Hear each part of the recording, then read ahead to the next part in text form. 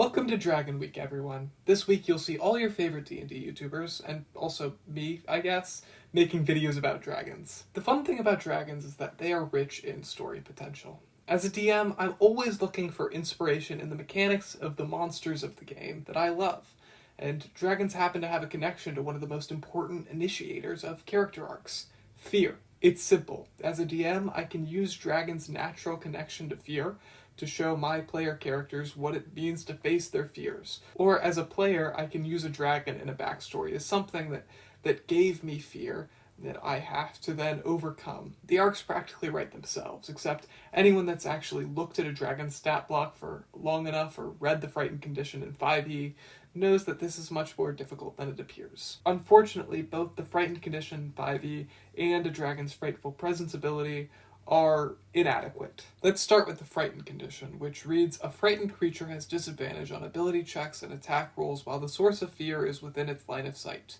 and the creature can't willingly move closer to the source of its fear. It's important to note that I'm talking about the 2014 rules in this definition, but that doesn't really matter because the Frightened Condition does not change in the 2024 rules. Now, what stands out to me about this condition is that it's nothing special. It gives disadvantage, which is the most basic negative effect in the game that basically all the conditions give, but it also makes it so you can't willingly move closer to the source of the fear. This is meant to differentiate the condition from the others and make it uniquely the Frightened Condition. And I understand that, but I feel like most DMs and players would agree that this doesn't really match the fantasy of what fear is. In theory, this is a cool mechanic, but in practice, this just leads to making ranged attacks at disadvantage. The flavor just isn't there. It doesn't feel like being intimidated by a ferocious beast.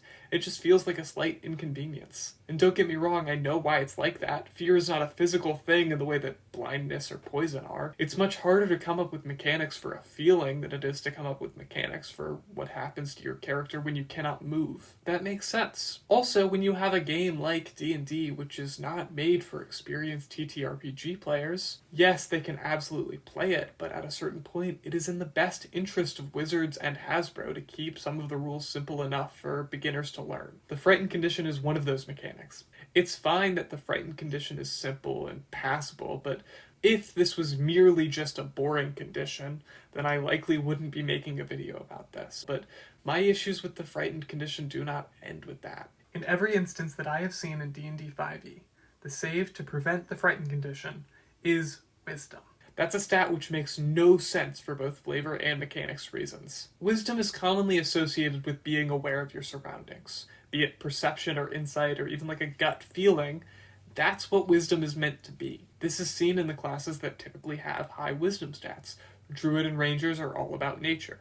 Clerics and monks are all about introspection and a kind of study that is unlike what wizards do. To go into the classes that commonly have wisdom as their second highest, wizards are all about intelligence, but it also makes sense for someone who is well read to be the type of person to look at the world with scrutiny. And rogues, which are typically used with dexterity and intelligence builds, but can also be built around dexterity and wisdom, are all about sneaking around and snooping, seeing things that others don't. But how many of these classes does it make sense for them to be good at resisting fear? Like as a class. Yeah, you could have characters in all of these classes where it would make sense, but as a class, I'd say that the only one it really makes sense for is Monk. They're all about pushing themselves to the limit, both physically and spiritually. So yeah, a typical monk should be pretty good at resisting fear and being fearless. The monk is the only one of these in which the mechanics match the class's power fantasy. What about those classes that don't typically have high wisdom? Barbarian, bard, fighter, paladin, sorcerer, and warlock. Does it make sense for these classes to not be as good at resisting the Frightened Condition? And once again, the question is not whether your bard is cowardly or your bard is fearless, but whether the typical class fantasy works with the mechanics of not being very good at resisting the Frightened Condition. I'd say that bards, sorcerers, and warlocks don't really have any class fantasy about being the fearless type, so I guess that this works with them, but the issue is barbarian, fighter, and paladin. All three of these classes are typically the fearless type. And at least with the Barbarian and Paladin, the game designers agree with this. Berserker Barbarians, which is the default Barbarian subclass that is given for free to everyone on D&D Beyond, are immune to the frightened condition while raging, and paladins are immune to fear. These classes are warriors who choose to use swords and axes against deadly monsters. I feel that it shouldn't be controversial to believe that the most courageous classes typically are the ones who run into battle fighting with nothing but their muscles and their rage, or their mastery of weaponry, or their holy conviction. And let's not forget about those that fight with just their bare hands. At least right now, the fear mechanic does not offer a situation in which those that should be good at resisting being frightened are good at resisting being frightened. The frightened condition is not good, but how it's applied to dragons is a whole other problem. Take, for example, an ancient red dragon. Each creature of the dragon's choice that is within 120 feet of the dragon and aware of it must succeed on a DC 21 wisdom saving throw or become frightened for 1 minute. A creature can repeat the saving throw at the end of each of its turns, ending the effect on itself on a success. If a creature's saving throw is successful, or the effect ends for it, the creature is immune to the dragon's Frightful Presence for the next 24 hours. At first glance, this is fine. Pretty typical stuff. Just a save, but if they pass, or if the effect ends on them, they're immune for a day. The issue is how often you can do this ability. This ability is in the attacks section of the dragon's stat block, but it is not used in place of one of its attacks, or used in place of a breath weapon, for example. It can be used every turn right alongside all of the claw attacks. This ability is designed for what seems to be spamming at every turn, right alongside your claw attacks. But that's impossible when it becomes useless after the first use. A dragon's Frightful Presence is useless, assuming that as a DM you can successfully frighten any of your players with it, which is unlikely because of how common wisdom is as a stat. They will just have disadvantage and maybe be forced to make ranged attacks. Then you're done using it for the rest of combat. For something that is so interesting in theory, it ends up just being boring. And that's the worst part because fear is such an interesting mechanic to have in your games to tell a story. Sure, disadvantage can be pretty bad, and having to make ranged attacks can also be pretty bad, but that's not the goal. The goal is not to make it so that your swashbuckler rogue with low wisdom is having a bad time. The goal is to make your players face a very interesting challenge, and that challenge is fear itself. And that is exactly what I'm going to try to do with my fix of these mechanics. I'm not trying to just create a mechanical challenge for my players, but instead I'm trying to make a version of Frightful Presence that will challenge the player characters in my games to overcome fear. Yes, I'm going to be making changes to the mechanics that I think help the feature make more sense in combat. But more than that, I'm trying to give myself, and all of you, several ways in which we can use this feature for an interesting story. But that's not going to be a one-size-fits-all solution, though, because we all have different tables, different groups. So throughout my fix, I'm going to go through how you can personally adapt my way into your own fix of Frightful Presence that you can use in your games. Enjoy. The first thing I'm going to do, and I think that everyone should do this, is switch the save against the frightened condition from Wisdom to Constitution. This fixes every problem with the save being Wisdom. The classes that have high Constitution are those that should be good at resisting fear. Resisting fear is not done with understanding, but with gritting your teeth and continuing even though you're scared. And that's what I flavor the Aura of Courage as anyway. A paladin's not magically immune to being afraid. At 10th level, they have reached a level where they are so committed to their oath that they must continue on no matter what. And a paladin being a charisma caster means that they are a charismatic and inspiring person. So being near them makes someone else do the same thing. Changing the save from Wisdom to Constitution also makes the condition more common, because less classes have a high Constitution than have a high Wisdom. And I genuinely think that this is the way it should have always been. I don't know why it's ever been Wisdom. But of course, if you have a character where it makes sense for them to use, say, intelligence to rationalize their fears and move on through them, you could of course talk to your DM, and depending on the DM, they might be fine with that. The mechanics are meant to fit the story, not the other way around. Okay, here's how I would change the frightened mechanic, and bear with me here because this may be controversial and it's a really complicated mechanic that I've written up here. I think that makes sense though because fear is complicated. I think that there should be 3 different subconditions of the frightened condition, based on the responses to fear in real life: fight, flight, and freeze. Starting with fight. You must use all of your effort to attack the source of fear. You must use your most powerful attack, and attack as much as possible. This includes using the highest level spell slots and max charges on magic items. For the duration of the frightened condition, your only desire is to attack. However, every attack made against you will be made with advantage, and you will have disadvantage on any saving throws made for the duration of the condition. Now, of the subconditions, this is the one that I'm the least sure about. I'm imagining the type of fear that makes you disregard everything but kill or be killed, and having the price for that be that you're disregarding your life. I'm taking a lot from a barbarian's reckless attack. The issue is that I don't feel like this is quite balanced. I suspect that it may be that the reward of being able to attack very powerfully against the dragon far exceeds the risk. And so, if you were to try this out, I would try to see if having all attacks do max damage against the creature, or doing double damage, or maybe even having the creature's attacks do half damage makes it more of an actual detriment to be put under the frightened condition. Potentially, this could even be the opposite of a reckless attack, because you could have the creature have disadvantage on any attack rolls that they make. The explanation, of course, for this is that although they're trying to attack, and they are attacking very powerfully, their mind is too clouded with fear to be able to effectively hit their target. This definitely needs some testing and some balancing, but I have not had a chance to get my D&D group together to test this out. So if you test it, I'd be curious to see what you find out, or what ideas you have for improving this ability. Next, we have flight. You must get away from the source of fear. You must drop any item you are holding or any weapon you are wielding and use all of your movement and whatever else is at your disposal to get as far away from the source of fear as possible. You do provoke opportunity attacks. This one's pretty simple. I don't feel like there's much change that needs to be done or could be done in testing.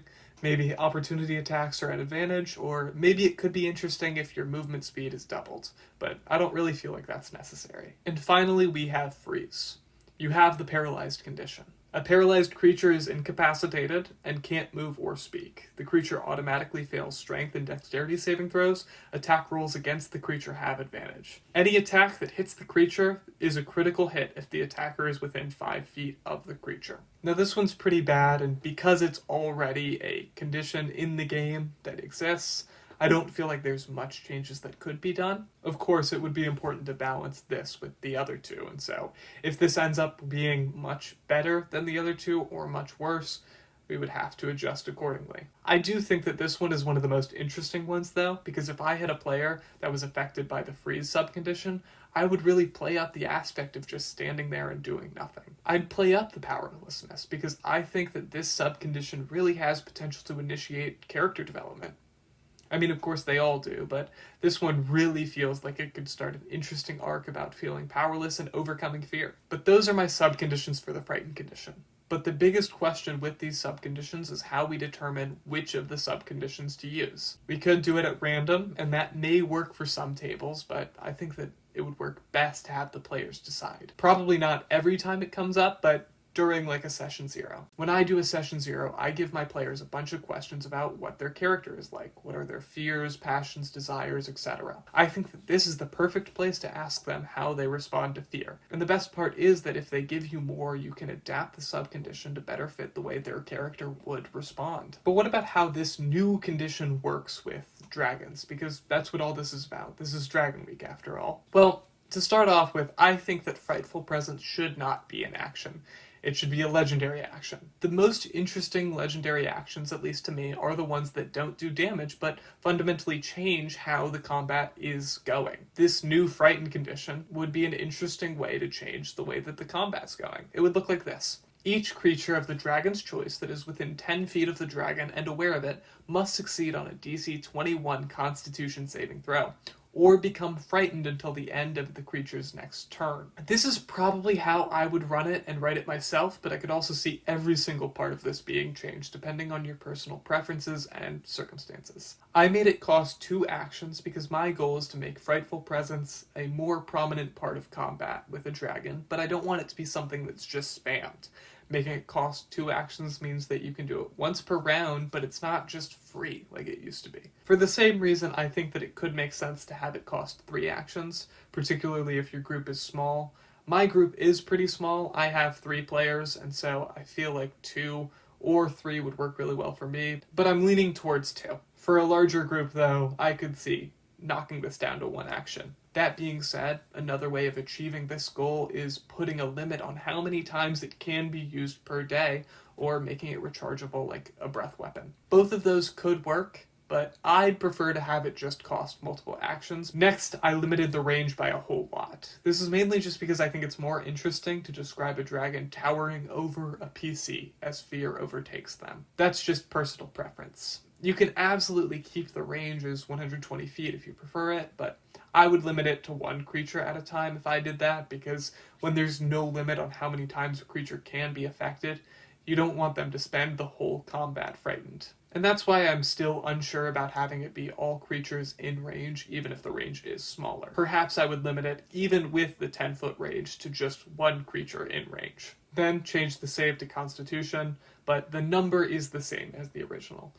Obviously, this depends on the level of the party and your group and a whole bunch of circumstances, so this can be scaled appropriately. I made the duration of the condition until the end of the creature's next turn. I pretty much believe that this is what the duration of conditions should be like most of the time in combat. 1 minute is so long, and it sucks to waste several turns because you keep on failing saves. 1 turn is enough, especially when you can be affected by it multiple times. The last thing I did was remove the thing about not being able to be affected by the condition if it ends on you or if you pass the saving throw. In the case that I'm making this for, which is to make the feature a central part of combat and a character arc, there's no reason why a PC cannot be frightened multiple times, especially when the condition only lasts for 1 turn at a time. I'm not opposed to the idea of having a limit like that on the number of times that a creature can be affected, but I find it more interesting to have the players become immune through roleplay and character development. How would I do that? How would I make the players become immune through role-playing and character development? Honestly, probably mostly flashbacks. Whatever is the source of the character's fear deep in their backstory, that's what I'd take them back to, and I'd have them play through that. And quite possibly even have like a mentor character or someone else that the player could talk to about their fear and have them be the one to tell the player how to overcome fear and that they can. That's just how I would do it. It can definitely be done in many different ways, and honestly, in order to make such a thing happen, it requires a lot of trust in your players and their ability to roleplay, which honestly, not every DM can do that with their players. So for many, I think that it'd be best to just have a cap on it and just really hold their hand through it. Whatever works for your group, you're the one that's going to know that best. And so there we have it. A version of Frightful Presence that gives many interesting ideas for how to incorporate into a D&D game. Truly worthy of being used by DMs and players alike. This can be used to create a BBEG that is both mechanically and lore-wise terrifying. Or a little something for the players, a paladin that struggles with fear because of an experience they had with a dragon long ago. Maybe even after reaching 10th level, they're still not immune to fear from a dragon's frightful presence because they still hold on to their past. That's a character that I'd love to play, although I'll never get the chance to because I'm the forever DM in my group. But you're free to play with that character. Take that idea and run with it. And if you do, I'd love to hear how this goes. And if you use any of these rules, I'd love to hear how this goes. Make sure you check out all the other videos that are a part of Dragon Week. And I'd like to thank Pointy Hat and Ginny D for putting together this amazing event so that I can talk about one of my favorite monsters in Dungeons & Dragons. I'll leave their channels linked below in the description. But that's all that I have for you guys today. I pray that each of you has a blessed day. And remember, see, that's a 3, so nothing is better than to sleep and dream upon my hoard with the warmth of a full belly. Let those who would disturb me beware.